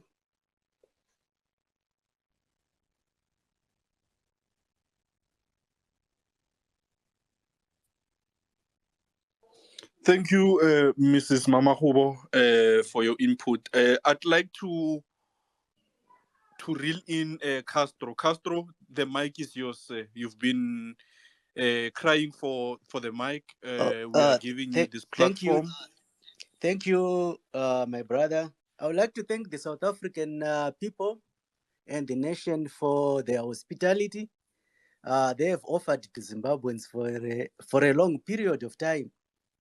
And there's no country that can shoulder another country's burden. And they've tried their best. They've given us Zimbabweans work permit, temporary work permits to survive. And now it's high time Zimbabweans themselves go home and deal with their own issues at home. Our people, seems most of our Zimbabwean activists and have been more vocal. They've been more pro wanting foreigners to actually fight a Zimbabwean cause. You know, the first thing that most Zimbabweans are running from is the economic difficulties in Zimbabwe. And the Zimbabweans themselves, they should be the ones to fix their economic difficulties. And the first hindrance to this economic difficulty is the economic sanctions. The name economic sanctions means that there's a chokehold on the economy. And the people are actually running from a bad economy, becoming a burden in South Africa. And so the people of Zimbabwe must go home and fight their economic sanctions, remove the economic sanctions with one voice. There's lots of Zimbabweans who are a burden in South Africa and support the destruction of Zimbabwean economy through sanctions. So we are saying we can no longer stay in South Africa and burden South Africans, taking South African jobs. South Africans belong to South Africa. It is only through their hospitality that we can go there if they wish to give us jobs, or if they have shortage of certain skills, and we should go there legally. Like any other country, you go to any country in the world, there's a process that people go through, and you are documented and you are known where you live and you pay your taxes. So it is abnormal that people just flood in a neighboring country and feel entitled to stay there endlessly. And those who have work permits, it is through South Africans' decisions whether they will grant permanent residence, and everything should be done lawfully and through due processes. But the bottom line is Zimbabweans, every Christmas, Zimbabweans go to return to Zimbabwe for Christmas. They don't fear persecution during Christmas holidays. So it's actually clear that the issues in Zimbabwe are economic. So these economic issues must be tackled. The only thing Zimbabweans must ask South African government is to help them fight economic sanctions so that there's enough labor employment creation in Zimbabwe. This issue of other political issues, every country have got political issues. In South Africa, there's political issues there. They have their own difference in politics. So Zimbabwean issue is not politics right now. That is kicking people out of the country and going to be a burden in South Africa. The issue is economy. When you have Zisco Steel, which used to employ 5,000 people under sanctions, and we have people, Zimbabweans who are in South Africa, supporting the closure of Zisco Steel through sanctions, then those people should come home and enjoy the sanctions they are advocating for, because they're asking for destruction of jobs while it's being a burden in South Africa. So if those people support economic destruction of jobs in Zimbabwe, they should come back home and enjoy the destruction they have caused in Zimbabwe.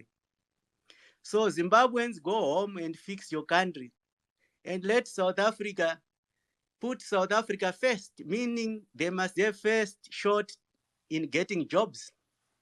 There's no one who wants, even in Zimbabwe, I wouldn't want a situation where a South African comes and take available jobs, whether it's teaching, nursing, engineering, whatever, which is available.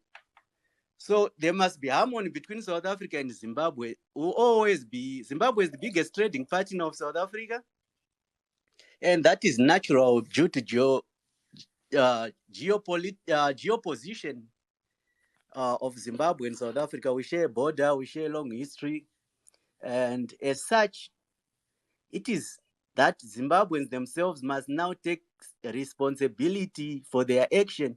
You cannot campaign for destruction of your own economy and then go to the neighbor and say, I'm going to stay in your home because I've burnt my own house.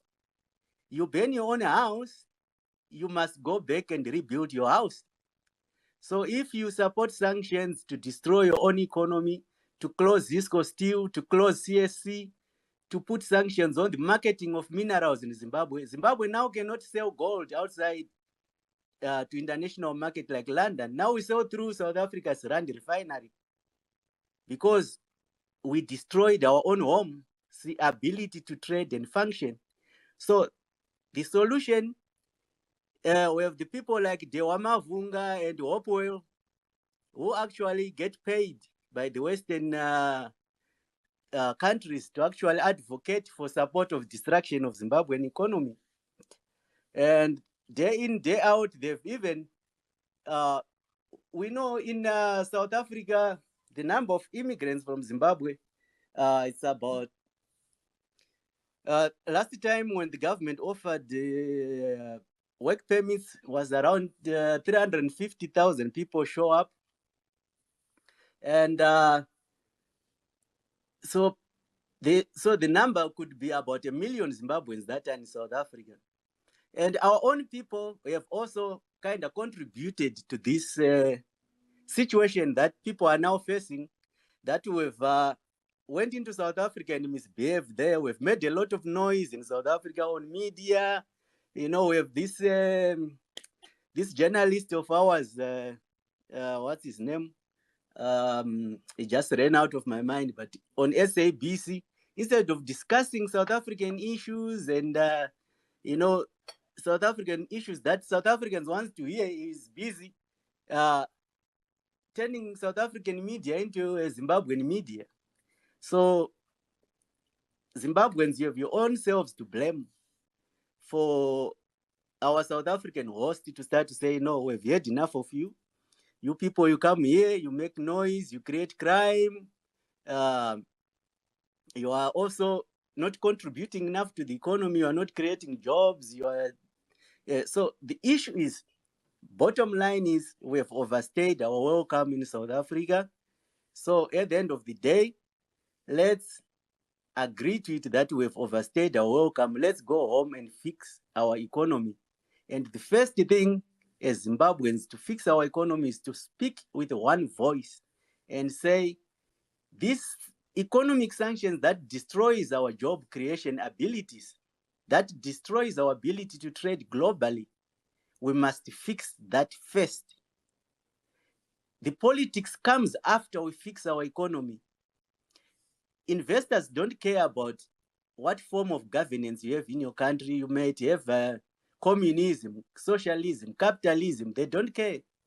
They just want a space where they can put their money in and create jobs and build factory and do business. That's why China is thriving. There's communism in China. They have tough laws in China. They have their own ways of interpreting human rights, but their economy is now the biggest economy in the world. So Zimbabwean issue is not a political issue, it's not a human rights issue, it's an economy issue right now we are facing. And we must all fight with one voice to fix our economy. And if we need help from our South African neighbors, is that they put also pressure on Western countries that have put sanctions on us to remove them, to say, look, your sanctions are making Zimbabweans flock over here because your sanctions are creating employment creation ability of Zimbabwe to absorb its own population. You can't have 11 universities in Zimbabwe churning out graduates who then come out and fail to find employment. And the next thing they can do, they are forced to do it by economic factors, is to cross the border into South Africa, which is the bigger economy. And some get lucky and get employment there. Some end up doing manual labor. Some end up on farms. And now you are competing with South Africans there. But if our economy is working, a few people would migrate into South Africa and you wouldn't have an economic effect on, or a negative effect on South Africans' ability to get jobs. So the bottom line is, yes, immigration can be beneficial to both countries, but we have now overburdened our neighbor. You know, immigration is healthy. Every country has got some immigration going between them. But our situation has become unbearable. We are now overwhelming the neighboring country. As such, we've become a burden. So we must now do self-introspection and be honest with ourselves and say, let's now stop the playfulness and the political machinations and the activism some of our brothers and sisters in the NGOs are doing in order for them to put money on the table, food on the table. They've been selling Zimbabwe negatively across the global world. Like if you don't know about Zimbabwe, you think there's a civil war in Zimbabwe. People are being shot on the streets every day, you know. So Zimbabwe, but then you are surprised when you are reaching holidays now, you will see the border will be all congested with people returning to Zimbabwe, feeling very safe to go there, you know. So the issue is. And Castro, I want to ask, why do people feel safe only in December or in Easter? That's when they go home. And they come here, they are asylum seekers, they are refugees, but they go home for Christmas and holidays. What's the matter? How can we address that situation? So the matter is, the reality of the day is people, they are running from economic issues. So that's why I say, South Africans, follow your immigration laws. If it means you tighten your laws, you tighten your laws, then put yourselves interest first. There's no country that must put itself at a disadvantage so that the neighbor can feel comfortable in their own country. So the bottom line, the only help that I myself would be asking of South Africa is to help us be able to remove these economic sanctions that are trifling our ability to create our own jobs, so that we keep our people at home, so that our people don't have to jump the rivers coming there, because that's the only reason why our people are coming there. And when they get some money in South Africa, then December they want to come to Zimbabwe to spend that money with their family and relatives. Easter time, they do the same. So it's evidently that there's no crisis in Zimbabwe except the economic crisis. And that's why we see this periodic movement of people in April, in December, in any holiday that comes up. So some people might be like, this guy is trying to create an issue in South Africa. No, but at least we must be honest with each other and say,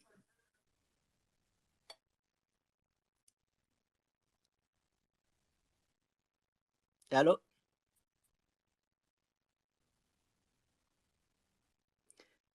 So the issue is we need to put our own house in order. So Zimbabweans, put your own house in order. Don't blame South Africans. Okay, Mr. Mangalani, you want to? Thank you, Mr. Castro. I salute you, sir. You have all my respect. You have won my respect today. And to the people who are criticizing us, we are not going anywhere. And we are lucky to have people like Castro who are honest and willing, to reflect and to address such uncomfortable truths. As for you who are, delusional don't want to face reality, it's over. And I want to single out Flora Ruramai.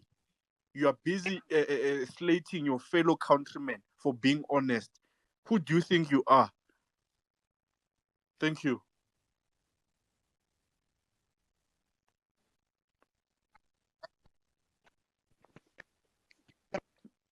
Mr. Mangalani? Yes, we so thank you, gentlemen. I'm just gonna close it off by saying, thank you very much, South Africa. You've been with us for a long time.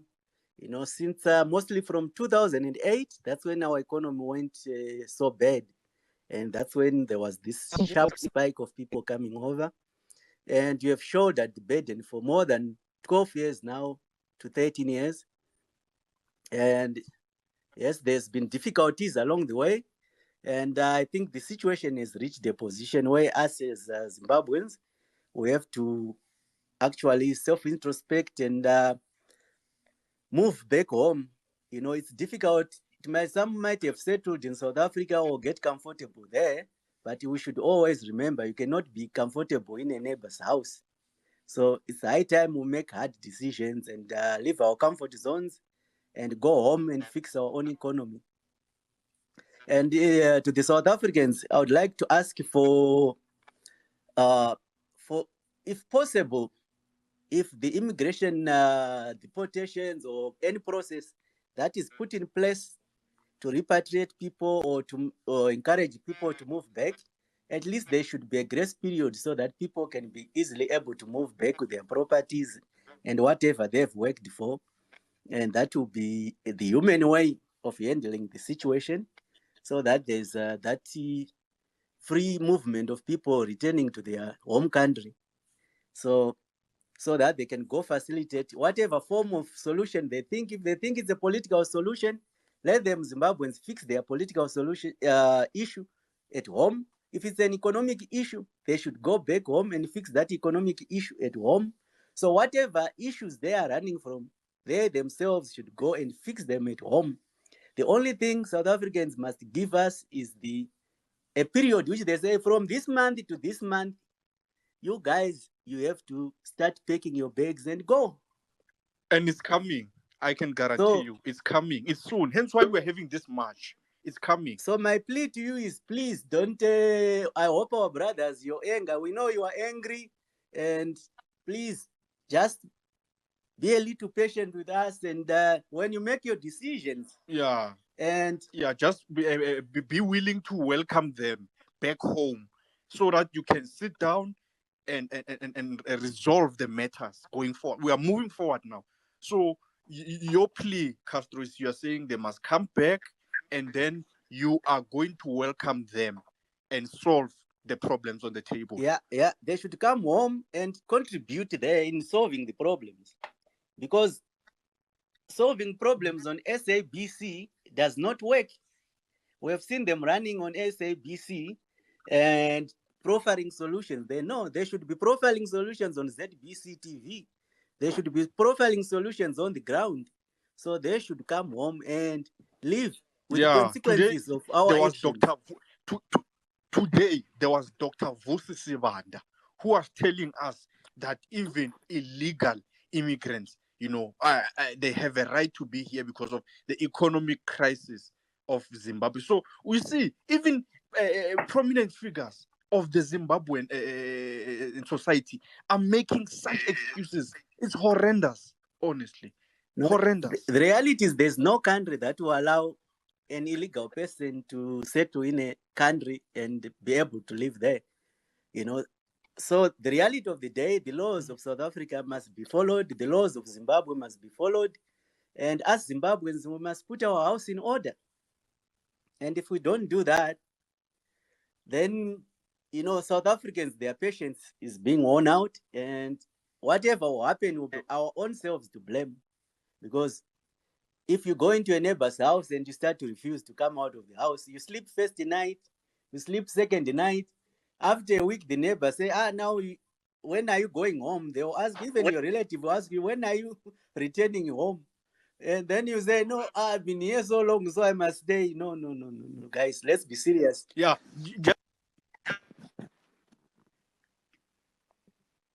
So if you don't have papers. Yes, as I was saying, Mr. Castro, I've received messages on the private to say that there are people here who are, recording this this conversation to say that, we are recording you, we are listening, go on. These people are threatening us. So I don't know. We have nothing to hide. We have nothing to worry about. So you can continue to record us. It's fine. Mr. Mangalani? We have a lot of people who are struggling to hear. If you don't mind, if you can just collapse the space now and restart and ask people to rejoin. A lot of speakers, they are also waiting, but we can't see them. It looks like we are being throttled at 1.1. So we'll just collapse the space and restart again. It will just be SA immigration and see if the throttling will continue. It could be that it's flagged by my account, because I see we can only reach 1001 and then people start queuing. Let me do that. Let's do that right now. Okay, thank you very much. Thank you, Castro. Thank you. And we join us on our new space. Okay, thank you. Now they are collapsing this one.